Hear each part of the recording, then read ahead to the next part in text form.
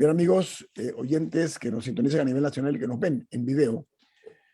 Ayer el señor presidente de la República citó o inauguró una mesa de diálogo con la presencia de los gremios que protestan, algunos, No, yo creo que ninguno de los que protestan estaban ahí. ¿no? No, Ok, estaban otros, pero bueno, sí, de los que otros. protestan, creo que ninguno estaba ahí. Ok, él dijo dos cosas, el presidente. Él dijo, primero, que se dialogue o que el diálogo se desarrolle sin doble agenda y que sea sincero.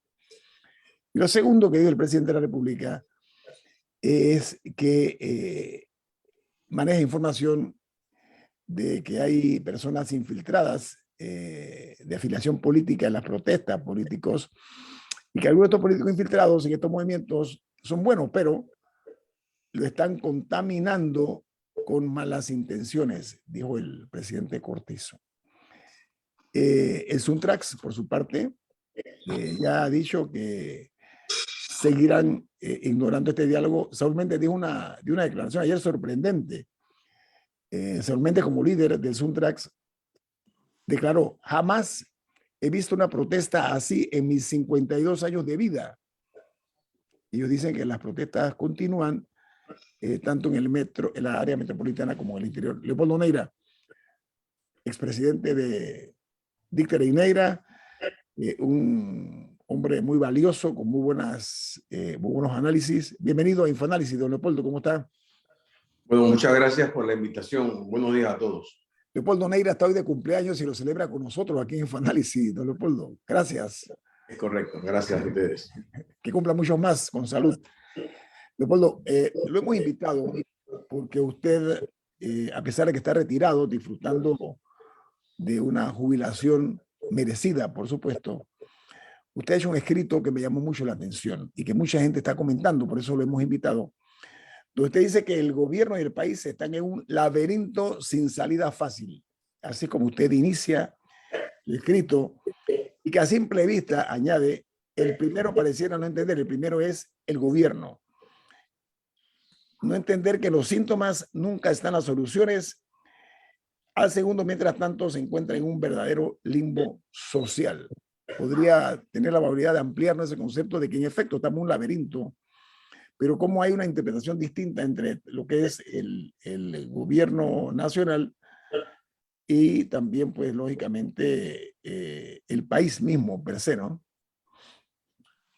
Muchas gracias. Si nosotros comenzamos a analizar la situación política del país, la situación social del país, nos damos cuenta de dos fenómenos interesantes. El primero es la falencia educativa que tenemos y el segundo, la gran cantidad de panameños inscritos en partidos políticos. Una consecuencia del otro y me explico. Cuando un país como el nuestro ha perdido el rumbo educativo, lo que está perdiendo realmente el país es el rumbo general de su futuro.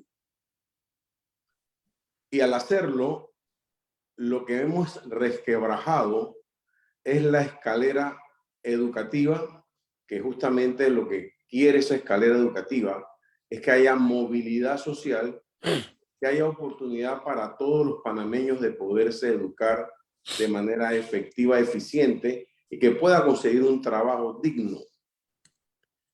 Al esta escalera romperse y no haber movilidad social, lo único que nos ha quedado es la movilidad que digamos de carácter político.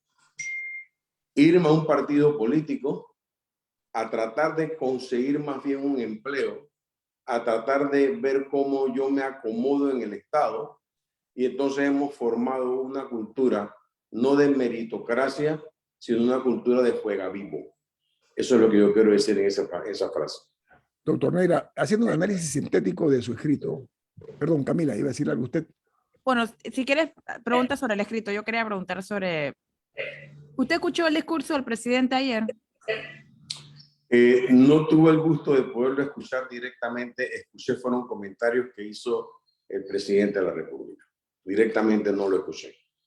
Y en ese sentido, ¿cómo evalúa usted la situación, el hecho de que se haya generado esta mesa en Ciudad del Saber varias cosas. Primero, que se escogiera eso. Dos, que una vez que muchos gremios dijeran que no iban a ir, igual se siguiera con estas como 2 mesas paralelas. Y tercero, el hecho de que yo no siento que se anunció que el presidente iba a estar ahí, yo no siento que se dio a conocer y que eso quizá habría sido o sea, quizá habría inspirado que más personas fueran o que por lo menos intentaran hablar, estar en su presencia para poder decirle algo, aunque sea alguna queja, a pesar de que él nada más se quedó para el discurso. Pero, ¿cómo evalúa la situación que se dio ayer por parte de todos los actores? Bueno, yo creo, primero que todo, que tenemos que definir cuál es el problema que tenemos enfrente nuestro. El problema va mucho más allá del costo de vida, el problema va mucho más allá del costo de la gasolina y el problema va mucho más allá de qué es lo que está pasando en Ucrania o qué es lo que está pasando en el mundo en general.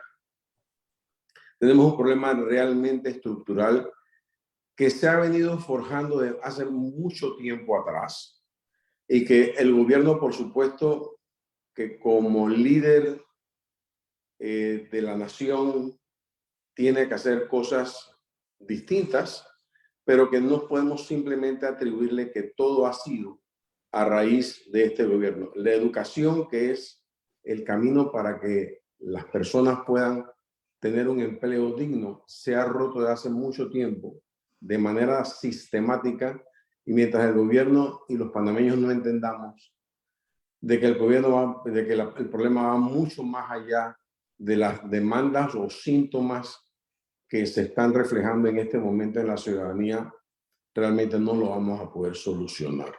Doctor Neira, es un problema estructural, según usted externa o expresa, ¿no?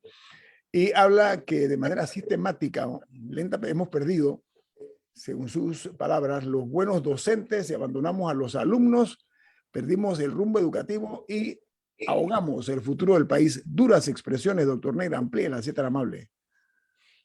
Bueno, lo que nos está pasando ahora es que no hemos entendido todos el valor realmente de la educación.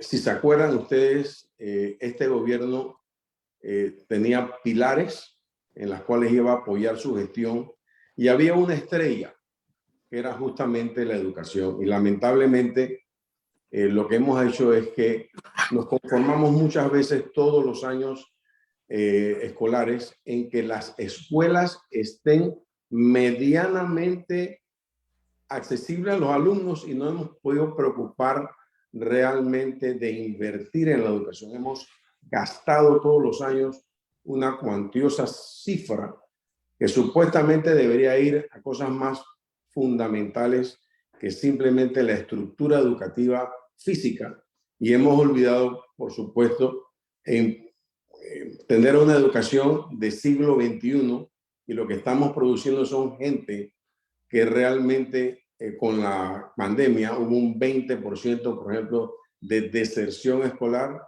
En este momento tenemos todas las escuelas privadas dando clases, sin embargo las escuelas públicas no lo están haciendo.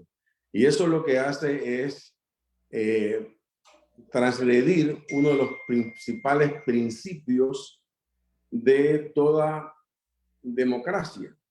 Supuestamente en democracia uno de los principios es que todos tengamos oportunidad y tener las mismas oportunidades, y eso realmente en nuestra sociedad, en nuestro país, por supuesto que no es así. Pero están afectados desde el maternal hasta la universidad, doctor Neira. O sea, no es nada más en la primaria o en la secundaria de manera exclusiva. Es una ola que ha ido creciendo en el paso del tiempo, doctor Neira. Es correcto, y lo lamentable es que están saliendo universitarios con títulos académicos que realmente no se ajustan ni a las demandas de la empresa privada, ni mucho menos son personas competitivas a nivel global. Y por supuesto, ¿qué le queda al Estado? Tratar entonces de mitigar el impacto social de una pobre educación a través de convertir en el Estado en un gran empleador. Bueno, vamos al corte. Pero Camila. sí me gustaría destacar, no, antes del corte, sí me gustaría destacar que al mismo tiempo, para las personas que sí estudian, o sea, no solamente se ha roto por el lado de la calidad de la educación, sino de las oportunidades que existen. Aquí tenemos ingenieros que les quieren pagar $600. O sea, también hay un lado de que una persona, incluso una persona que va a estudiar afuera, consigue una beca del IFARU, o la gente que, los científicos que consiguen becas de Senacit, consiguen estos súper estudios en las mejores universidades del mundo, y cuando llegan a Panamá tienen que rezar que consigan un trabajo en el Gorgas o no hay más nada que hacer con su vida prácticamente. O sea, ¿dónde está o el Ciudad del Saber? O sea, hay un tema de oportunidades aún para las personas que sí consiguen una educación y que sí se esfuerzan y que dan ese paso. No están, o sea, aún si mejorara la educación mañana, yo no sé si todas esas personas automáticamente conseguirían oportunidades de una vida digna. También el problema viene del otro lado también. Vamos al corte. Viene más aquí en Info Análisis. Esta mañana, platicando con el doctor Leopoldo Neira. Viene más. Miren, en las últimas décadas, en los últimos lustros, en las administraciones han habido lo que se llaman luces y sombras. Lamentablemente más sombras que luces, conforme a los resultados que se ven. Una de las falencias, hablaba el doctor Neira, es la educación. Pero también está el hecho de que los bien educados, muchas personas que se esfuerzan por incluso estudiar fuera, no reciben aquí lo que se merecen por su capacidad, porque no se reconoce ni el talento ni la capacidad. Entonces es un problema que se les paga de una forma muy mal, no se les reconoce su conocimiento. Camila, amplíe, por Sí, favor. nada, para retomar la pregunta, mencionaba que aún personas que sí consiguen una buena educación y sea por esfuerzo o por beca o lo que sea, no están encontrando las oportunidades. Y que conste que ese no es un problema exclusivo de Panamá. Si uno busca en internet encontrará toda serie de artículos sobre cómo la generación millennial es la más estudiada, es la más estudiada de la historia y sin embargo son los más pobres, son más pobres que la generación antes de ellos porque no pueden, hay otros problemas estructurales como el costo de la vida, los alquileres o el precio de las viviendas que no les permite tener un techo y una serie de cosas que también se ven reflejadas en Panamá. Entonces, esos problemas estructurales son parte también de lo que alimenta las protestas que estamos viendo hoy en día y quería saber su impresión sobre si las medidas que se están anunciando por parte del gobierno, si verdaderamente atacan algunos de los problemas estructurales de los que estamos hablando y si son las adecuadas. También creo que has tocado un punto interesante porque hemos hablado de que individualmente no estamos produciendo los profesionales que se exige en el siglo XXI, sino eso también se transmite a un círculo vicioso. Nuestras empresas no necesariamente ofrecen esas oportunidades. Y por supuesto que entonces tenemos empresas que muchas de ellas sobreviven no por el valor intrínseco que tienen, sino porque muchas veces en un sistema como el nuestro dependen, por ejemplo, del gobierno y obviamente que para poder competir estas empresas pasan muchas veces debajo de la mesa y están hechas a imagen y semejanza para ganarse una serie de licitaciones, para tener una serie de ventajas. Por supuesto que si tenemos individuos mediocres, no podemos tener empresas realmente que puedan dar la altura y la talla de nivel global. Entonces, todo el sistema educativo no solamente está afectando al individuo, sino está afectando a las empresas. Y como consecuencia, ¿qué hemos hecho los panameños? Sacar una serie de leyes que le impide a las empresas panameñas o contratar personas de fuera ya que no se encuentran dentro, o hacemos todavía un esfuerzo adicional de que ningún médico que no se haya graduado en la Universidad de Panamá puede ejercer. Ningún psicólogo de afuera tampoco puede ejercer. Entonces hemos agarrado todas las profesiones que se llaman liberales. Le hemos tratado de proteger justamente para que no le quiten empleo a aquellos profesionales que supuestamente deberían ser de categoría mundial.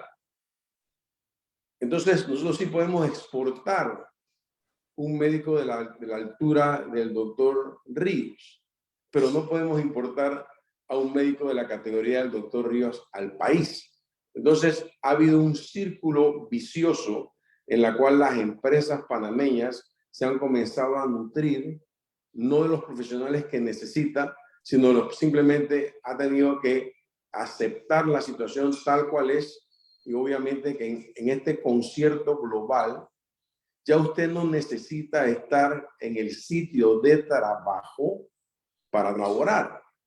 Entonces hemos creado una serie de leyes supuestamente protegiendo al empresario o protegiendo las profesiones, y lo que estamos haciendo es un círculo vicioso de mediocridad. Doctor Neira, Sumamente grave. doctor Neira, cuando comenzaron a sentirse los síntomas de agitación social, no únicamente en estas protestas, sino en protestas que han ocurrido en gobiernos anteriores, en muchas ocasiones se ha recurrido a la figura de los subsidios como una respuesta que no es a corto plazo, sino que se mantiene a largo plazo. ¿Cuáles son los riesgos, doctor Neira, de siempre tener debajo de la manga los subsidios como una solución a problemas muy graves que aquejan a los ciudadanos? Mire, yo creo que como principio el país necesita ser solidario con aquellas personas que se han visto retrasadas por una serie de circunstancias muy especiales. Pero tener como política de Estado el ir creando subsidios, lo que crea es una persona absolutamente dependiente del Estado. Y en esas circunstancias llega un momento donde lo que nos está pasando es justamente eso. El Estado ha sido el mayor empleador en los últimos 10 años del país. 1 de cada 4 personas trabaja para el Estado. Y el Estado justamente comienza a ser ineficiente. El Estado ha tenido que comenzar a aceptar gente que realmente no aporta valor social. Entonces, es un mal endémico que tenemos. Queremos exigirle al gobierno que sea más eficiente, pero la pregunta es, entonces, con estas personas que el gobierno no puede aceptar, ¿qué hacemos con ellas? Entonces, esta situación que nos está ocurriendo pudo haber ocurrido hace mucho tiempo. Y yo le he venido observando y he venido haciendo observaciones, obviamente, valga la redundancia, sobre esta situación que no es para nada fácil ni para el gobierno ni para nuestra sociedad, pero que tenemos que todos aportar para que aquí no haya una anarquía social. Bueno, voy al corte comercial, regresamos con usted, doctor Neira. Viene más Leopoldo Neira aquí en Info Análisis. No, perdón, todavía no viene el corte comercial. Disculpe, doctor Neira, tuvo un lapsus mentis. Oiga, doctor Neira, en Panamá, dentro de las estructuras que son nocivas para nuestra tranquilidad y nuestra paz social, está la figura de la partidocracia, por una parte, y la otra, lo que se conoce como la diputadocracia. Esto es la forma como los diputados han ido poco a poco tomando esas atribuciones que no les corresponden, pero además de eso, convirtiéndose en parte del problema. Este es un órgano del Estado que maneja un presupuesto de 135 millones de dólares. Y vía ejemplo, tienen contratos, partidas secretas, partidas circuitales, planillas personales, asistentes a diputados que tienen incluso a su familia completa en planilla. Y ese problema estamos viendo nosotros que la gente poco a poco lo está resintiendo. Se han negado a tomar medidas de austeridad en serio, no han dicho contundentemente qué van a hacer, cómo van a romper las botellas, como propuso el presidente de la República.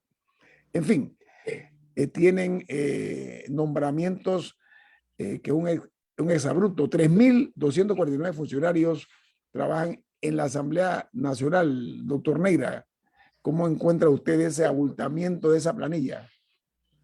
Bueno, es más de lo mismo. Es más de lo mismo en el sentido de que si aquellas personas que tú crees que te han... Primero que todo, hay señores feudales que hemos creado. Yo me acuerdo aquí que ustedes me entrevistaron a principio, a 2 días de haber sido las elecciones del 2019. Y de las cosas que comentábamos justamente era que cómo estaba el panorama y qué era lo que podía suceder.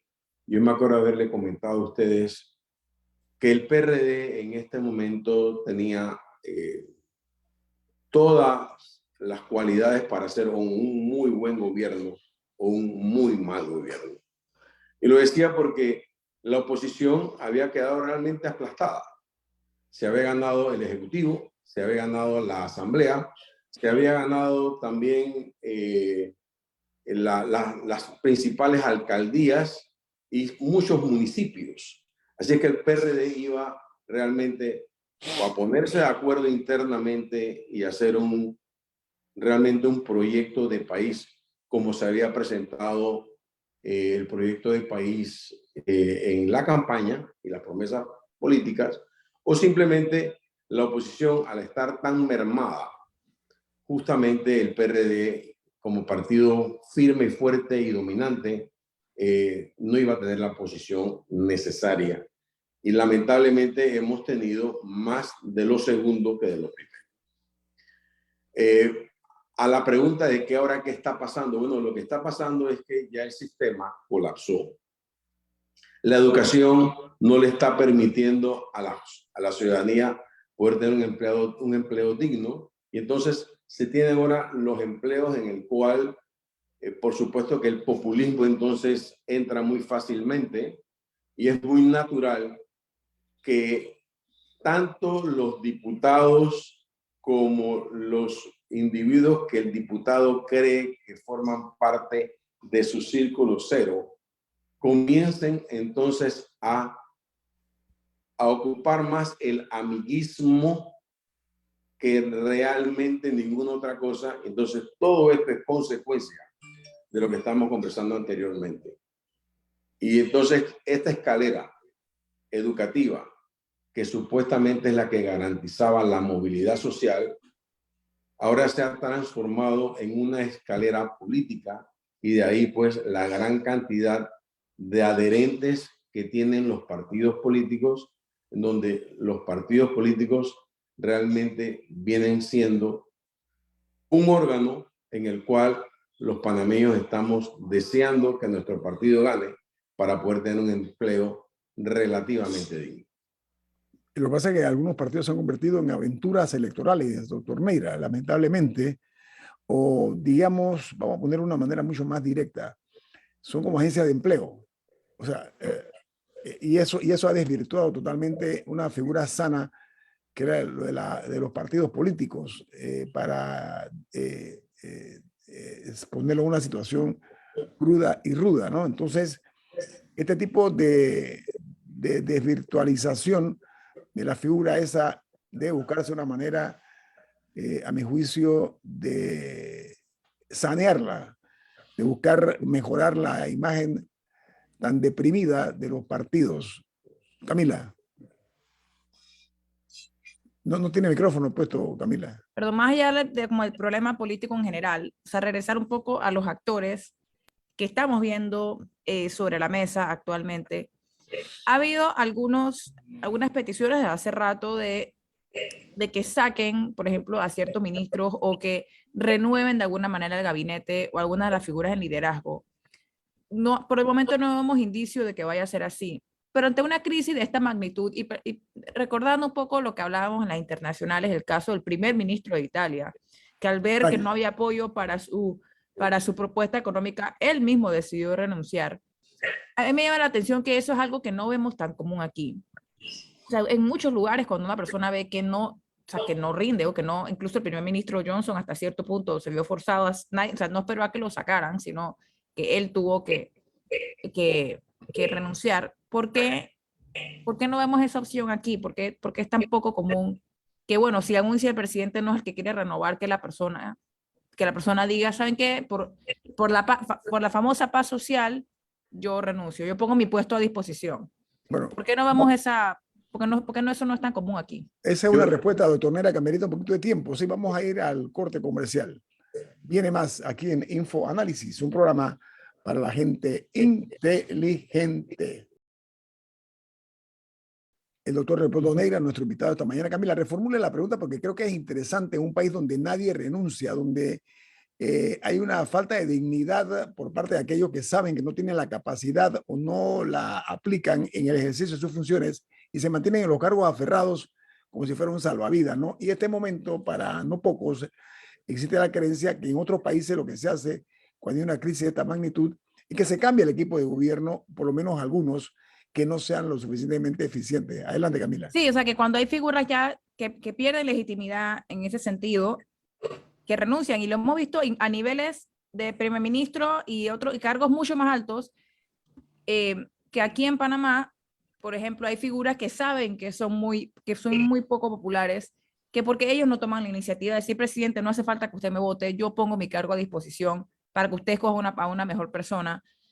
Y también comentábamos en el cambio que hay medidas que se pueden tomar que no requieren leyes, por ejemplo, implementar de una vez por todas la facturación electrónica, que eso va a ayudar a aumentar la recaudación de impuestos, no creando un nuevo impuesto, sino verificando lo que verdaderamente algunas personas generan y no necesariamente puede que estén pagando hoy en día, o si la Caja de Seguro Social activa su jurisdicción coactiva para verdaderamente recaudar la cuota obrero patronal que se deja de pagar, o si verdaderamente se implementan leyes para una recaudación de impuestos efectiva y disminuir un poco los niveles de evasión. O sea, todas esas decisiones no requieren nuevas leyes, no requieren nada, requieren voluntad. ¿Cuál es su opinión al respecto? Un cambio de timón, doctor Neira. Sí, yo pienso que qué podemos hacer ante esta situación que ya hemos englobado y definido, y cómo buscar soluciones a esta encrucijada en que estamos. Si nosotros estudiamos un poquito qué es el liderazgo, nos daremos cuenta que el liderazgo está fundamentado en que el líder tiene que tener credibilidad. Y para que este liderazgo tenga credibilidad, el líder tiene que actuar él poniendo el ejemplo. A mí me gustaría que el gobierno y el señor presidente de la República tuviesen la humildad para primero decir, nos hemos equivocado nosotros. El problema que tenemos enfrente no es Ucrania. Sí, Ucrania tiene que ver, la pandemia tiene que ver, pero el primero es que el problema es nuestro. El problema que tenemos aquí es completamente panameño y entre los panameños lo vamos a resolver. Y el primero que se va a poner en fila a tratar de resolverlo es el propio gobierno nacional. Y entonces poder dar cierta legitimidad tratando de remover figuras que han sido muy complacientes o han permitido que la cosa pública se haya manejado con libertades que no debieron nunca existir.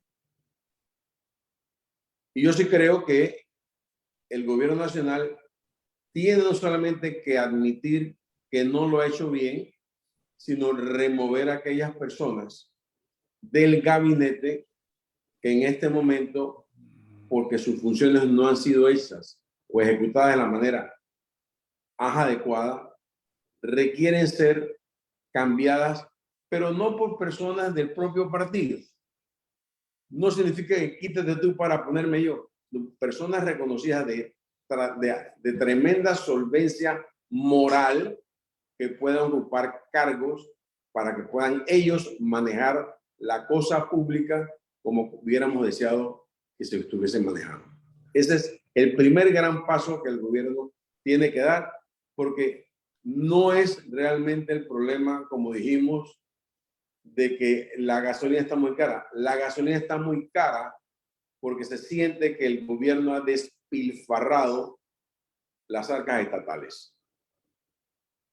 Doctor Neira, hay un principio que dice que la paz no únicamente cuando hay ausencia de violencia, hay una alteración de la misma cuando observamos que casi después de 2 semanas todavía continúa la agitación social. No se ha podido poner fin a los pronunciamientos públicos de grupos organizados. Se instala una mesa de diálogo en un centro de convenciones como la Ciudad del Saber. Se le invita con menos de 24 horas de plazo a los que están protestando en el interior, cosa que a mí me preocupa porque tengo la buena memoria de que hace muchísimo tiempo no veía un alzamiento como se ha visto en el interior de la República.